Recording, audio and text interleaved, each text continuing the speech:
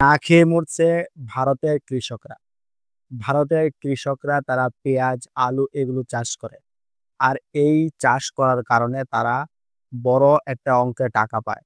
কিন্তু এগুলো চাষ করে তারা তাদের ঘরের মধ্যে জমা রেখেছে, বাহিরের দেশে রপ্তানি করতে পারছে না এবং সবচেয়ে বড় ক্ষতি হচ্ছে তাদের পেঁয়াজ, আলু, ভারতের কৃষকদের পেঁয়াজ, আলু এগুলো বাংলাদেশে আসতে পারছে না। বাংলাদেশে তারা রপ্তানি করতে পারছে না।